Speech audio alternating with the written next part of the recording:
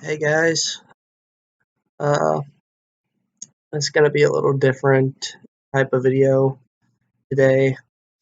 Uh, I've been pretty depressed for a while now, and I kind of just wanted to do this to try to help myself feel better and to let people know about how I feel because I'm kind of don't really like expressing my feelings very much.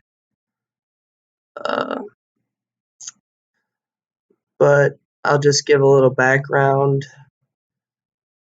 I I'm gonna share a story today about talking about my near death experience, and that kind of started a little bit of my depression, but it also gave me kind of, I don't know, like a relief to try to expand myself. And that's why I ended up going to Michigan State for a couple of years. But then, right before I was about to move in for my freshman year, we got an email and it said that we weren't going to be able to live on campus anymore.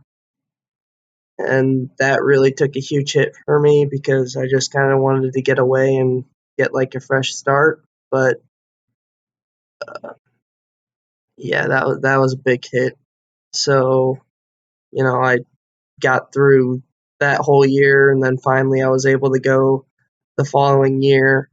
And I wanted to be a computer science major because I've always wanted to be a video game programmer and designer. So I can kind of fuel my love for video games. And it it didn't work out really. I just wasn't able to actually do it. And I ended up calling my parents pretty much just really distraught about not being able to do that. And I was in a really dark place for that part. And then we decided I'd just finish out the year, come back here to Nebraska where I live, go to Nebraska Lincoln and do business because that was always my fallback. So I wanted to be a marketing major and be a part of another thing that I really like. I wanted to try to be a marketing or marketer for movies because ever since I was little, I've always loved movies, what they do for us. And about 8 weeks, this is this year, by the way, about 8 weeks into the semester, something happened and I just lost. I didn't know I was completely lost. I didn't want to do business anymore. Something clicked and I'm like, I really don't want to do this for the rest of my life. And that that point, which was only about a month ago, I'd say, not even, was by far the lowest I've ever felt in my life. I really don't. I'd never felt that close to wanting to. I've never wanted to kill myself, but that point was really, really tough on me. I because I don't know what I want to do anymore. I I don't really have any. I haven't really felt joy in a while. Like video games haven't really. They kind of just numb the pain for me. So I don't know. This video is probably going to be tough for a lot of people to watch, especially people that know me. But just I used to be someone that thought depression was kind of not necessarily.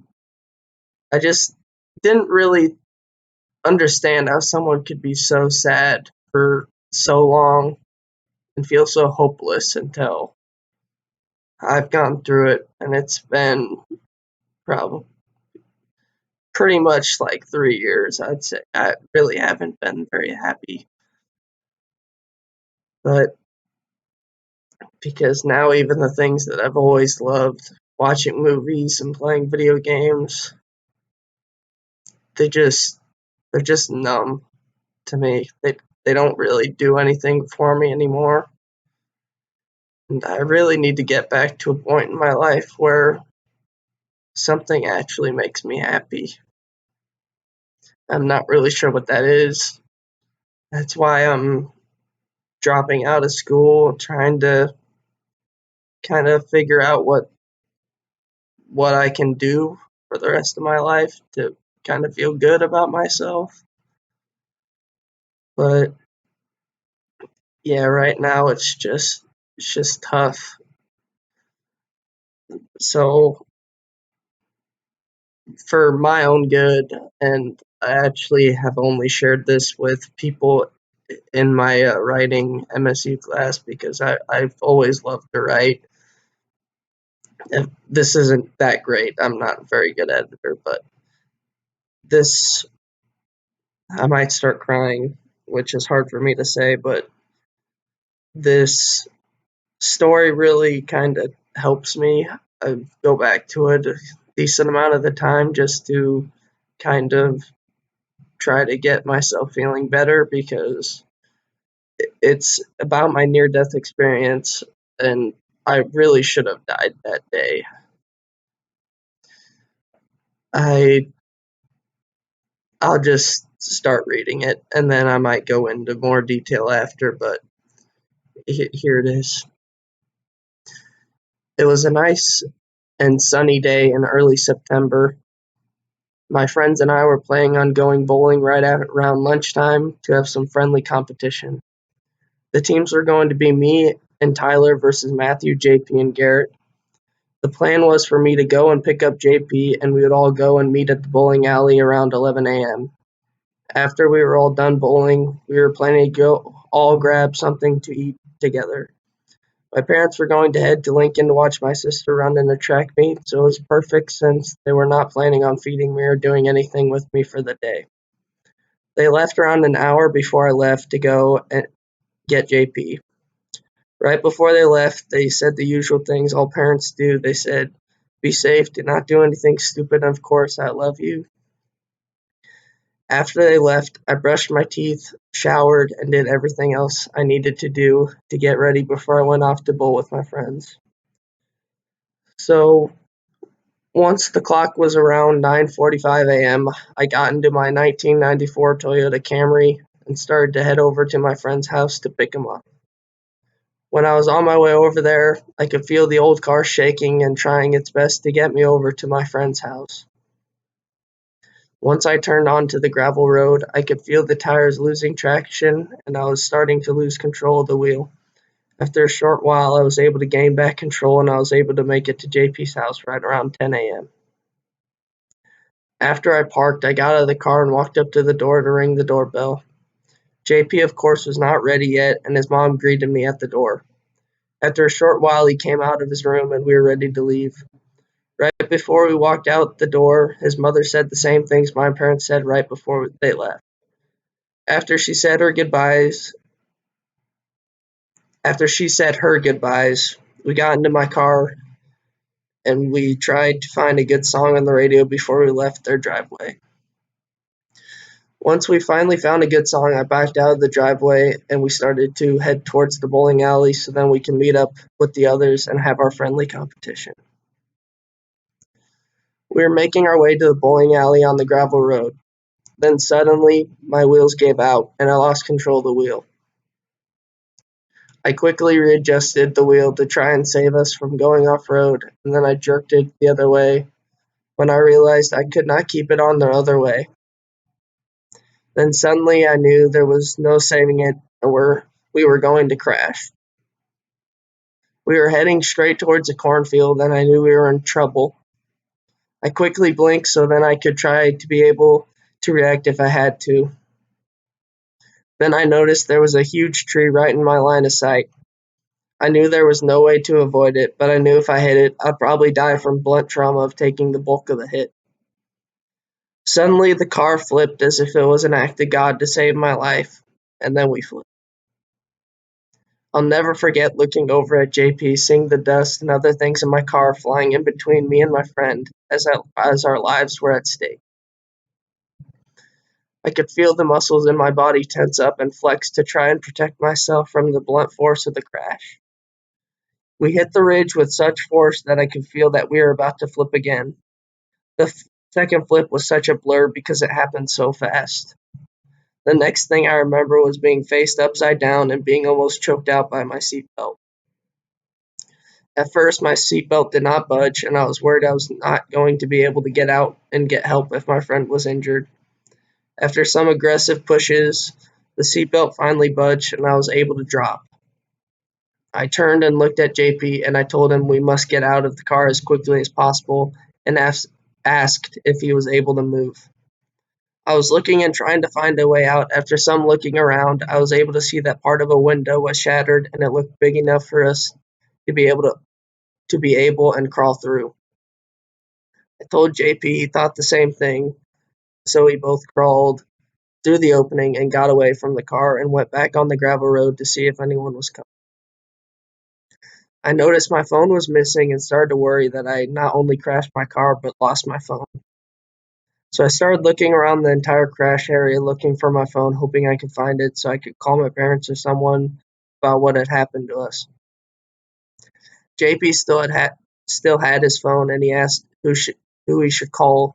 I told him to call 911 first and then call his mother so then she could come pick us up and take us to the hospital or back to our homes.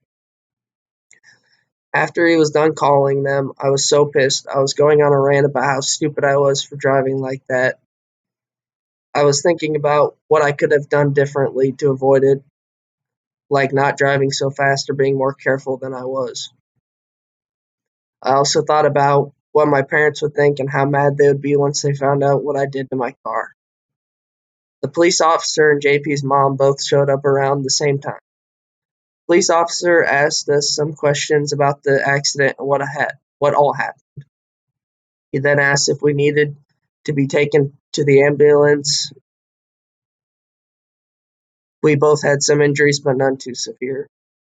He then pointed out that my head was bleeding. I went to touch the top of my head, and sure enough, when I brought my hand back there was blood on my finger. While the officer was writing up some paperwork, I started to look for my phone again with the help of Mrs. Meredith, JP's mom. We were able to find it, and it still worked surprisingly after all the beating it must have taken during the crash. We talked to the officer for a while, and once the paperwork was done, he said we could leave for the hospital and get a checkup to make sure we do not have any severe injuries. Once we got in Mrs. Meredith's car, I called my parents, and they answered and asked if everything was okay. I replied no. I told them all about the crash and all that proceeded with what happened to JP with the officer, and they asked if Mrs. Meredith was doing okay after this entire ordeal. We started to head towards the hospital. That is when it all hit me, and I started to break down. I was so filled up with adrenaline that I did not feel any of my injuries or even think about what all went down during the crash. I started to cry thinking about all the things I wanted to do and had not done because I was too afraid to go out and do it. If I had died in that car accident, I would never have had the chance to start a family of my own. I also wanted to explore the world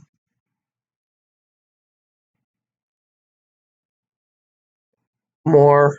I have only ever traveled to several states and I've never left the country. The accident also gave me a perspective on what college I wanted to go to. It made it much easier. I figured out I was going to go to FMSU to get away from everything I knew and to just have a brand new start. When we got to the hospital, my grandparents were already there, and my parents were on their way back from Lincoln to see how I was doing. I was so happy to see my grandparents, and I could see how worried they were. I was so happy to see them again, and now I knew I would never take them for granted. I'll cherish every moment I have remaining. When my parents finally arrived, I was so grateful and happy to see them that I realized how much I took them for granted as well. I just wanted to stay with them for as long as I could, and I would never forget how much I loved them no matter what. After this experience, I learned the most important thing anyone can learn in life. I learned to never take my life for granted and to live every day as if I might never get another. Because in truth, none of us truly know when our time has come, and that is okay. We just must appreciate everything and everyone for as long as we are here because we never know how long something will last. I think this is one of the most important things one must learn to enjoy and live their life to the fullest. If you're too scared to ever truly do what you want or are too scared to go for your dreams, then you will never know the life you could have. Although this experience was terrifying and will stick with me for the rest of my life, I'm grateful it happened because now I am living my life and not worrying about stupid things that do not matter. I hope other people can figure this out so they can to enjoy their life and not have to live in fear or regret of what could have been. When people say you learn the most when you fail or have an accident, it is true because this moment has helped me out so much, and many of our proudest moments have come from some of my biggest mistakes. And I'm grateful to have learned from them. Besides, being able to make mistakes is our greatest strength because we can learn from them, and being able to make mistakes help us to appreciate our greatest accomplishments that much more. Now, this was created, I would think, well, it was created my first year of MSU, so this wasn't before I realized that I wasn't really cut out for computer science. Shortly after that, I read this, so I've read this probably at least 5 more times since I actually created it. It it just kind of helps me to realize that to more so visualize and remember how bad I felt and how more so good I felt about being alive after the accident because I really should have died. And it's just so crazy to me that I don't know, after feeling that way and then feeling like this, because even now, like reading it, I still just am so lost right now. I still don't know who I am or what to do.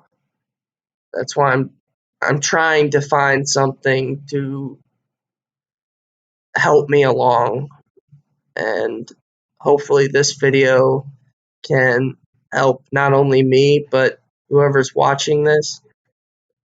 So I would just like to say, if anyone who's watching this feels terrible or feels anything like I do, please just comment on this video and I would love to reply to you, and maybe we can try to help each other out because I think clearly, as the studies show, like depression is at an all-time high right now, and if I don't ever actually really cure my depression, I would love to maybe help someone else step towards not being depressed anymore. So, thanks for watching, everyone who's gotten this far. Please leave a comment if you have ever felt like this and you have any words to say, because I really just want this to kind of shed a light more on depression, and I really wanted it to people to know how I felt because I'm not very good at talking about these things in person. So, yeah, thank you.